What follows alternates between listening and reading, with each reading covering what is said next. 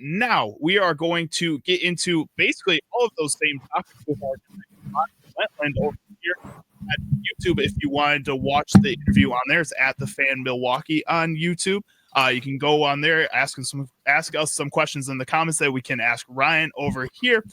Should be a lot of fun. Ryan is with Pack the Brew podcast. He's the co-host over there. You can follow that at Pack the Brew. You can also follow Ryan on Twitter at BrewPack8. Ryan, how are you doing today, my man? I'm doing great, man. How are you guys doing? Doing all right. I mean, I'm still pretty fired up about Micah Parsons, if I'm being completely honest. I'm not even a Packers fan, and this is just great football news. It's awesome to see something like this. And I got to break the news on the station on Thursday, so it was a lot of fun. What was your initial reaction to them trading for Micah Parsons? Well, it was crazy because it happened in the bottom of the ninth inning of the Brewer game, and I'm focused on this, trying to walk it off, and then I see that news, so I'm still kind of focused on the Brewers, but I'm like, I don't even care if they win at this point because we just got Micah Parsons in Green Bay. I mean, this is one of the bigger trades of my lifetime with 25 years. So, I mean, I asked my buddies, I'm like, is this bigger than Dame to the Bucks? And they're like, oh, easily. Yeah. And I'm like, they're like, yeah. I'm like, I agree. That's just, I was in disbelief. I had to make sure it was real like 5 separate times. Definitely. And I think when looking at this trade, I've been comparing it a lot to the Khalil Mack trade. I'm a Bears fan. I don't know if you know that, but sadly, I've been in this situation of just constant sadness. And when they traded for Khalil Mack, it was like this kind of feeling, a euphoria, like this is going to be the moment that it changes. For the Bears, obviously, that didn't happen, and I said that was a lot because they didn't really do anything on their offensive side. Their offensive line, they didn't upgrade at all during that time. Mitch Trubisky was still the quarterback, and it was kind of seemed like he wasn't taking those next steps. But now they had a Super Bowl-ready defense with a not Super Bowl-ready offense and special teams. With the Packers, it feels like that offense is a little bit more polished than what the Bears were at that point. It feels like the special teams is a little bit more polished than what that Bears team was at that point. What are your expectations now that they've traded for Micah Parsons compared to what they were Wednesday night before this? So if the people who follow me and listen to me for a while, they know I'm a lot of times kind of delusional. I definitely have higher expectations for my teams than usual. So I always believe the Packers especially can go and win the Super Bowl and go and win the North and, do what they got to do in January, of course. But after that news, it's like you see all these betting sites have the Lions, and I've seen, the Lions especially ahead of us, and now I'm seeing the Packers at 1. So now my delusion is correct, right? The Packers should be one of the favorites to win it all, and I mean that is my expectation. It's always my expectations. We play in Titletown, USA, to win a Super Bowl, and now it's even higher. Ryan, I'm still in shock still. I don't know how Charlie is out of the euphoric stage. To me, I even woke up this morning again and had to just refresh the Ian Rappaport report on X just to make sure I wasn't living in the Matrix. But people are going to talk about what this does for our defense. But we kind of earlier in the show got into how this is going to even open up more opportunities for the offense. And more opportunities for Jordan Love and Jacobs and Golden to go out and win in a 2-minute drill. Versus kind of the last couple of years where we, if it's been over 3rd and 6, we've kind of been worried about being able to get over that hump late in games. Yeah, that's definitely big. Another part on those, 3rd and short situations on defense is I feel like a lot of times we saw the CBs play 10 yards back and almost give them the first down, and it just drove you insane before they even snapped the football. So if Parsons, or, if it's Gary, if it's Van Ness, whoever can just go and disrupt that play a little bit earlier, I mean, that's obviously, you don't need me to tell you how much of a difference maker that is. Yeah. So talking with Ryan Wentland of the Pack the Brew podcast, you can follow that podcast at Pack the Brew on Twitter. You can also follow Ryan at BrewPack8. It is Wisconsin Sports Weekend live from the 1250 AM and 105.7 FM The Fan Studios. You brought up Rashawn Gary and Lucas Van Ness. That's kind of been the conversation since they've traded for Micah Parsons, that the fact they were able to keep both those guys in that trade and give up a Kenny Clark instead, now it does open up a lot of those opportunities for those guys. How has your expectations for those two players changed now that they've added a Micah Parsons? Yeah, that I mean, we can talk about Parsons all day, but those are two guys you got to focus on here because this is a huge year for Van Ness, especially. I mean, first couple of years didn't really make a ton of noise. We've heard some great stuff in camp. He had, I'd say, a pretty solid preseason also. And now it's like here, people aren't going to be focused on you. Go and make some noise defensively. Mm-hmm. So I'm looking for a huge breakout year for Van Ness. And then I could expect maybe even double-digit sack totals from Gary also. So, I mean, it's huge for everyone and everyone involved.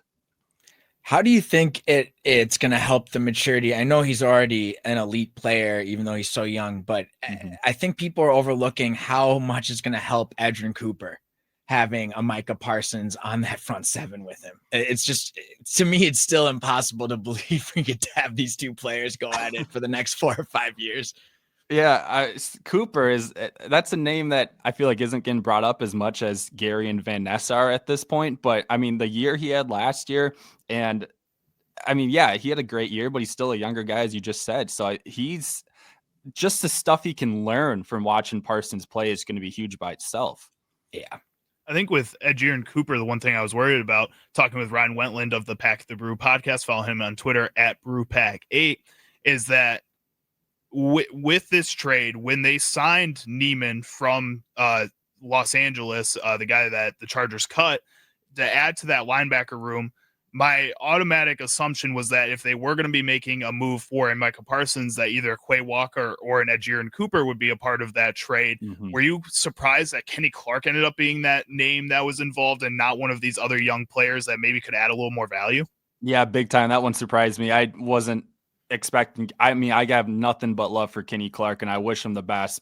But for them to go with Kenny Clark over one of these younger guys, I was expecting one of the 10 young wide receivers and then someone like Van Ness or Cooper to be involved here. So I mean, I was shocked, and people are saying that the Packers fleeced Dallas here. Yeah. And I mean, they did. I can't believe this is what they decided on. Ryan, I was just to really, put salt into the wound because I'm a little bit older than you two. I remember us losing lots of games in Dallas with Brett Favre never being able to get over the hump. But I was watching the new Netflix documentary where it was just showing Jerry Jones is just this elite, businessman and making all these deals. And it felt so good to realize like, oh my God, we reverse fleeced the Herschel Walker trade for all this stuff. Like we gave up nothing to get everything. And I'm almost like, wait, is there like some joke that's going to come into the end of this? It's almost impossible that this was all they wanted was 2 first rounds and an older. I love Kenny Clark. He's done great for us, but an older aging out Kenny Clark that I don't think you could have gotten a cheaper deal. No, I mean, I'm just shocked because obviously the Packers, someone says, hey, we're trading Parsons. I assume 31 other teams called about him. Yeah. I just can't believe this was the best deal. And looking at the Packers, those first round picks are going to be, hopefully 32nd, but at the very least, they're going to be in the late picks of that first round. So I'm in shock. Jerry Jones is just, he's done some good stuff for Dallas, but we're at the point where it's like, buddy, you got to put in a hospice home and just say, watch the games from over there, Jerry. Exactly. He shouldn't be running this team anymore. No.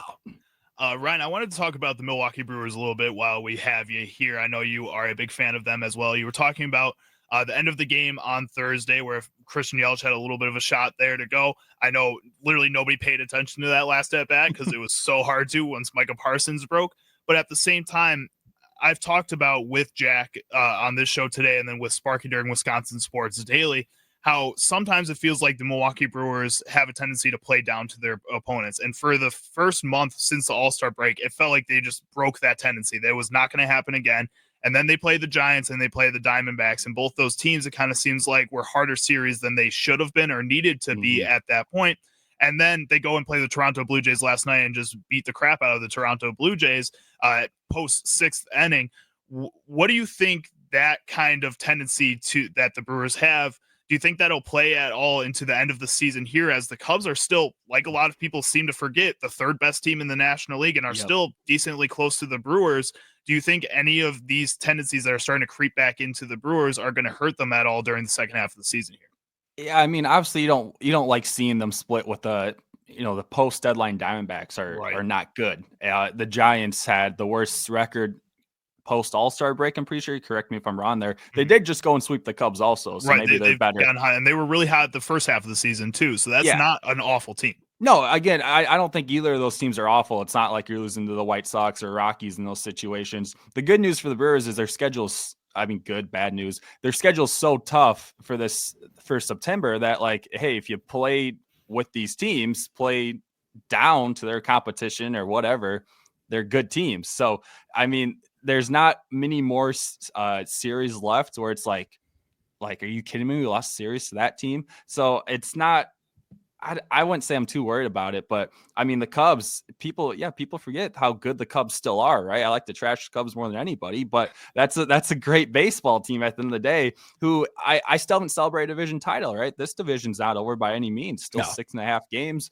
You never know. The Brewers could fall into a slump. The Cubs could do exactly what the Brewers just did. We know they're capable of that. Don't put that devil on us, Ryan. Don't put that devil on us.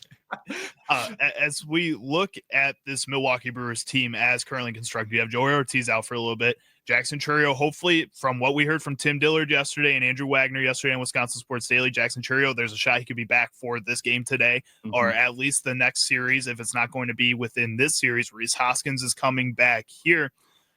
What are your expectations for the lineup and how that's going to change, getting those guys back? And then like guys like Andrew Monasterio, Andrew Vaughn, Isaac Collins, who have been so good since they've gotten starting opportunities. How do you see their playing time change moving forward here too, as guys get healthy?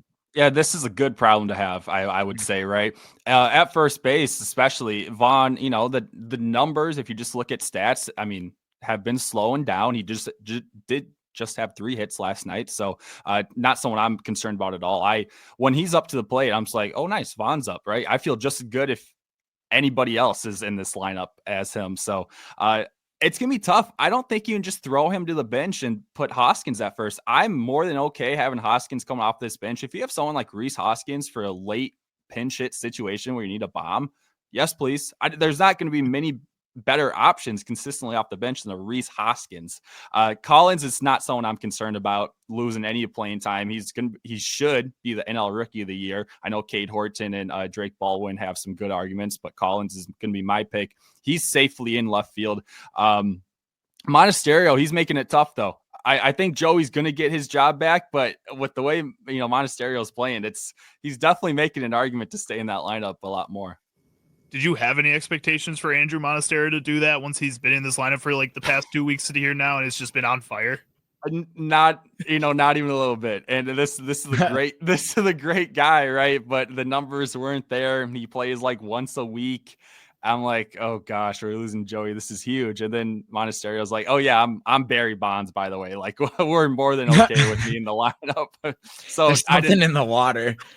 I don't know. I know a certain fan base likes to say we cheat or devil magic or this or that, but it's like you see these guys play like this. It's just funny. It shows how great Milwaukee is.